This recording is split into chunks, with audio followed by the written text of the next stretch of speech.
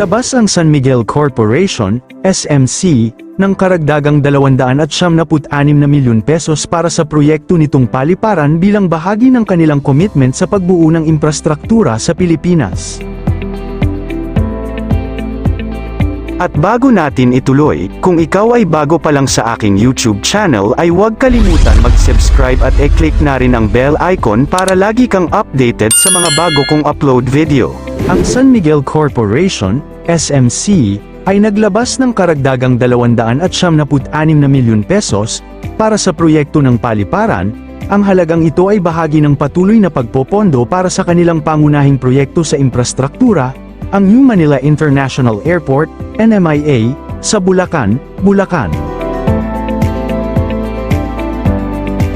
Sa isang pagsisiwalat sa stock exchange noong Martes, sinabi ng konglomerya na ang paglabas ay kumakatawan sa isa pang pamumuhunan sa proyekto sa paliparan.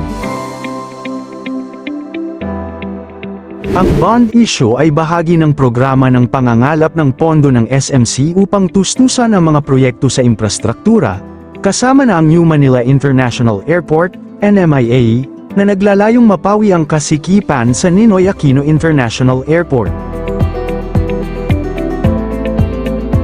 Sa pamamagitan ng unit nito San Miguel AeroCity, Incorporated, ang kumpanya ay bumubuo ng 740 bilyong pesos, proyekto sa paliparan sa buong 2,500 ektarya sa Bulacan.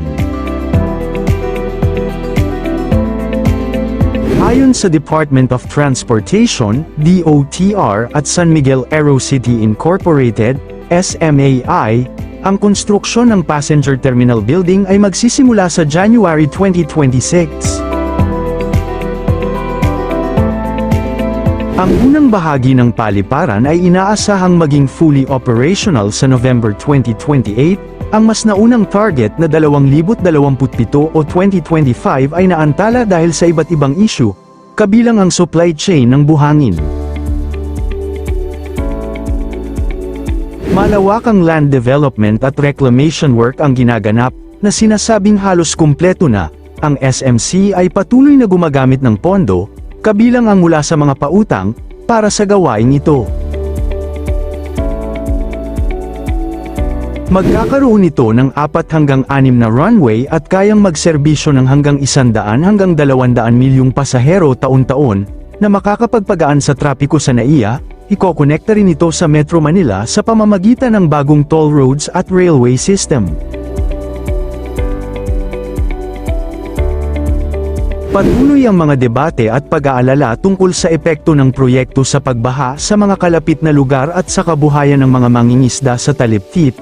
Bilang tugon, naglunsad ang SMC ng Biodiversity Offset Program na tinatawag na Sari Buhay sa Dampalit para matugunan ang mga isyong pangkapaligiran. Ang proyekto ay itinuturing ni SMC Chairman Ramon ang na isang game changer para sa ekonomiya ng Pilipinas, na inaasahang lilikha ng maraming trabaho at magpapalago sa turismo.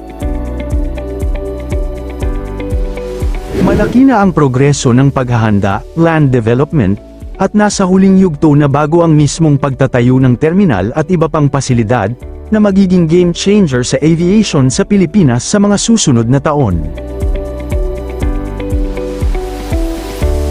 Samantala, ang proyekto ng Sangley Point International Airport ay kasalukuyang nakatakdang magsimula ang konstruksyon sa unang quarter ng 2026.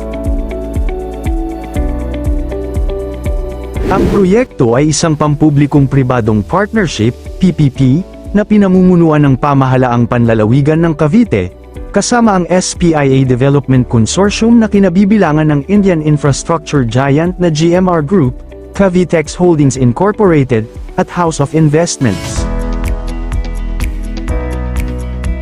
Bagamat may pangako na ituloy ang proyekto, noong May 2025 ay naiulat na wala pa ring takdang panahon ang Department of Transportation, DOTR dahil hindi pa naisusumite ng contractor ang detalyadong disenyo ng paliparan.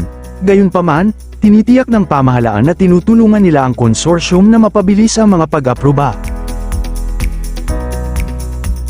Ang unang yugto ng proyekto, na nagkakahalaga ng $2 billion, ay posibleng maging operational sa loob ng 2.5 taon mula sa pagsisimula ng konstruksyon, na may layuning makatulong sa pagluwag ng Ninoy Aquino International Airport, NAIA. Ang pangunahing layunin ng SPIA ay maibsan ang pagsisikip sa Ninoy Aquino International Airport, NAIA, sa unang bahagi.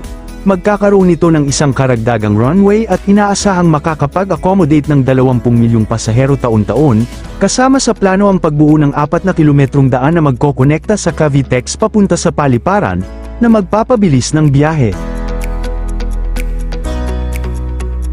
Matatandaan, pinangunahan ni dating Pangulong Rodrigo Roa Duterte ang inaugurasyon ng Sangley Airport Development Project noong February 15, 2020, ang proyekto ay isa sa mga pangunahing inisyatibo ng programang Build Build Build program at inilaan upang ma-decongest ang Ninoy Aquino International Airport. Ang pagkawala ng ekonomiya dahil sa trapiko sa Metro Manila ay napakalaking, ayon sa Japan International Cooperation Agency JICA noong 2017, ang pagkawala ay 3.5 bilyon peso sa isang araw at sa pamamagitan ng 2035 ay maaaring tumaas sa 5.4 bilyon pesos araw-araw maliban kung ang mga interbensyon ay ginawa.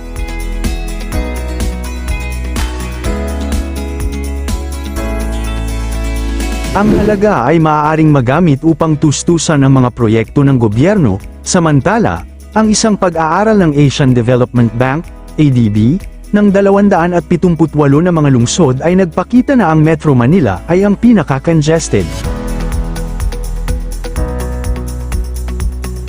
Samantala, bagsak ang paglago ng ekonomiya ng Pilipinas mula 5.7% noong 2024 tungo sa 5.1% ngayong 2025, ayon sa pinakahuling economic update ng World Bank. Isa sa mga pangunahing dahilan na tinukoy sa ulat ay ang negatibong epekto ng flood control scandal at umano'y malawakang anomalya at katiwalian sa mga proyekto laban sa pagbaha. Ayon sa inilabas na news release ng World Bank, kinakailangang agarang tugunan ng pamahalaan ang mga irregularidad sa flood control projects upang maiwasan ang tuluyang pagsadsad ng ekonomiya.